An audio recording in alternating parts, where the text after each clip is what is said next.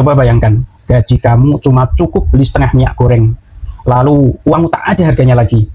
Di Iran, itu bukan hipotesis, itu kenyataan. Iran kini menghadapi krisis ekonomi yang terparah dalam sejarah modernnya. Inflasi di atas 40%, nilai mata uang jatuh bebas, dan rakyat turun ke jalan protes besar-besaran. Kenapa Iran bisa mengalami krisis ekonomi yang sangat parah? Iran sudah lama dibayangi beberapa masalah besar, sanksi internasional, pengelolaan ekonomi yang lambat, korupsi struktural, serta ketergantungan pada ekspor minyak yang terganggu. Akibat itu, negara sulit mendapatkan devisa, sementara harga terus naik dan biaya hidup melejit. Seberapa parah sih inflasi di Iran saat ini? Jawabannya, inflasi di Iran melonjak tinggi secara kronis, pernah mencapai hampir 50% dan masih berada di atas 42%. Jauh lebih tinggi dari standar normal ekonomi. Artinya apa? Harga barang-barang kebutuhan pokok bisa meningkat hampir 2 kali lipat dalam setahun. Apa yang terjadi dengan nilai mata uang rial? Nilai rial Iran jatuh ke level terendah dalam sejarah. Dari ratusan ribu per dolar Amerika Serikat menjadi lebih dari 1,4 juta rial per 1 dolar Amerika Serikat di pasar bebas. Ini berarti uang orang Iran kehilangan daya beli secara drastis. Bagaimana dampaknya terhadap kehidupan sehari-hari masyarakat di Iran? Dampaknya langsung dan brutal. Daya beli masyarakat Iran anjlok drastis. Harga kebutuhan pokok seperti makanan dan minyak goreng meroket. Banyak keluarga beralih ke cicilan, bahkan untuk kebutuhan dasar. Tabungan masyarakat lenyap karena suku bunga tak mampu mengejar laju inflasi. Apakah ini hanya soal ekonomi? Kenapa sampai terjadi protes besar-besaran? Masalah ekonomi, inflasi, kurs mata uang, dan harga pangan telah menjadi pemicu langsung demonstrasi besar-besaran di banyak kota di Iran. Protes ini kemudian meluas menjadi tuntutan politik yang menantang legitimasi rezim. Apa respon pemerintah Iran atas krisis ini? Pemerintah Iran mencoba menekan protes dan mengendalikan ekonomi lewat beberapa langkah, termasuk pemberian subsidi dan program bantuan tunai. Namun, tindakan keras aparat terhadap demonstran menambah ketegangan dan kritik internasional. Mengapa ekonomi Iran bisa sulit diperbaiki? Struktur ekonomi Iran panjang dan kompleks. Sanksi terus menekan kemampuan negara dalam perdagangan global. Sementara kontrol atas sektor ekonomi oleh militer atau elit tertentu menyebabkan ketidakpercayaan dan efisiensi jangka panjang.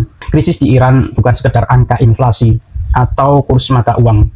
Ini adalah cerita tentang jutaan orang yang berjuang untuk sekedar menyimpan nilai uang, membeli makanan, dan mempertahankan harapan mereka di tengah gejolak ekonomi terbesar dalam hidup mereka. Di Iran hari ini, bukan hanya krisis ekonomi yang membuat rakyat tercekik, tapi juga kebijakan pemerintah yang memicu ketidakadilan dan represif, kontrol penuh atas suara publik, dari pemutusan internet secara nasional hingga kebijakan represif untuk membungkam protes-protes atas pemerintah, menggunakan kekuasaannya bukan untuk melindungi rakyat, tetapi untuk mempertahankan kekuasaannya. Saat gelombang protes meluas, pemerintah Iran memutus akses internet dan layanan komunikasi secara nasional.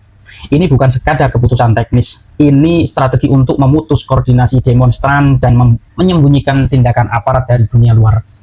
Banyak kreator budaya bahkan mengecam langkah ini sebagai alat tekanan yang disengaja untuk menghambat kebebasan berekspresi. Respon pemerintah cenderung menekan stabilitas politik dan keamanan negara, bukan menyelesaikan akar permasalahan seperti inflasi, pengangguran, atau harga kebutuhan pokok yang melonjak mencekik rakyat. Retorikanya seringkali menyalahkan aktor asing atas keresahan dalam negeri daripada mengakui kegagalan kebijakan domestik. Otoritas Iran menggunakan kekuatan mematikan untuk meredam demonstrasi, dari penembakan langsung hingga penangkapan massal. Banyak aktivis, mahasiswa, dan warga sipil menghadapi penahanan paksa, pengadilan tertutup, atau bahkan hukuman berat. Beberapa kebijakan ekonomi yang diberlakukan belum berhasil meredakan krisis, malah memperparah beban warga, terutama kelas menengah ke bawah. Ketergantungan pada instrumen yang tidak efektif seperti subsidi yang tidak tepat sasaran, pemangkasan bantuan sosial, hingga devaluasi mata uang terus memicu rasa ketidakadilan.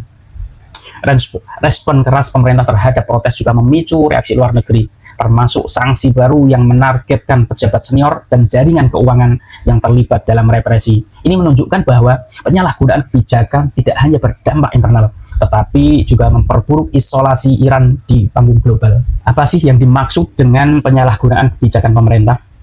Ini merujuk pada penggunaan keputusan dan tindakan negara bukan untuk kesejahteraan publik, tetapi untuk mengegang suara rakyat, mempertahankan kekuasaan, dan mengendalikan informasi termasuk pemutusan internet secara penindasan protes. Kenapa perintah memutus internet? Internet diputus untuk menghambat koordinasi protes, mencegah penyebaran informasi real time, dan meminimalkan perhatian internasional atas tindakan aparat keamanan. Apa efek kebijakan ini bagi masyarakat Iran? Selain pembatasan kebebasan berekspresi, kebijakan represif juga memperburuk krisis ekonomi dan membatasi akses rakyat itu sendiri terhadap informasi penting, bantuan sosial, dan koordinasi kolektif untuk perubahan. Bagaimana dunia merespon? Reaksi internasional termasuk sanksi terhadap pejabat Iran dan kecaman atas tindakan keras terhadap demonstran menunjukkan bahwa penyalahgunaan kebijakan mendapat sorotan global.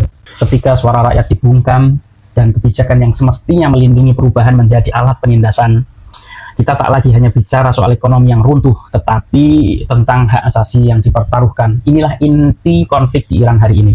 Krisis di Iran bukan sekedar berita konflik dan protes. Ini adalah pelajaran penting tentang apa yang terjadi ketika masalah ekonomi, kebijakan tidak efektif, dan kepercayaan publik runtuh secara bersamaan.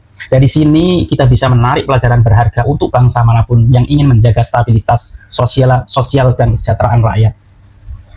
Salah satu pelajaran besar dari krisis Iran adalah betapa cepatnya kepercayaan masyarakat terhadap pemerintah runtuh ketika kebijakan ekonomi dan politik tidak lagi dirasakan adil atau efektif. Ketika rakyat merasa keputusan pemerintah hanya menguntungkan sedikit elit atau gagal mengatasi masalah mereka sehari-hari, maka legitimasi pemerintahan itu sendiri dipertanyakan. Pemerintah perlu selalu menjaga komunikasi yang jujur, transparan, dan kebijakan yang dirasakan manfaatnya oleh masyarakat luas. Krisis nilai tukar di Iran menunjukkan bahwa bahaya ketergantungan pada satu sumber ekonomi utama, misalnya ekspor minyak, tanpa strategi diversifikasi. Ketika harga komoditas jatuh atau sanksi internasional menghambat ekspor, ekonomi langsung terpukul, hancur. Negara yang bergantung pada satu sektor sangat rentan saat terjadi gejolak pasar global. Penting mengembangkan sektor lain untuk meningkatkan ketahanan ekonomi. Kebijakan ekonomi harus efektif dan tepat sasaran. Inflasi tinggi, devaluasi mata uang, dan kebijakan fiskal atau moneter yang tidak berhasil mengendalikan krisis membuat masyarakat semakin putus asa.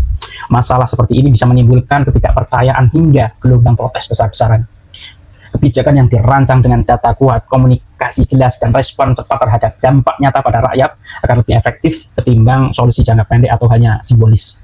Protes di Iran dimulai dari isu ekonomi seperti inflasi dan mata uang, tetapi kemudian berkembang menjadi kritik terhadap sistem pemerintahan itu sendiri. Karena rakyat merasa suara mereka tidak didengar dan perubahan tidak kunjung datang. Ketika masalah ekonomi tidak ditangani dengan baik, hal ini bisa merembet menjadi protes sosial atau politik yang lebih luas, menjadi kekacauan. Krisis internal bisa terpengaruh oleh faktor eksternal. Iran juga menghadapi tekanan sanksi internasional yang memperparah kesulitan ekonomi. Ketika sebuah negara terisolasi dari sistem keuangan global, dampaknya langsung terasa pada harga dan akses kebutuhan pokok. Diplomasi dan hubungan internasional yang baik dapat membantu menjaga stabilitas ekonomi nasional. Iran memberi kita pelajaran penting.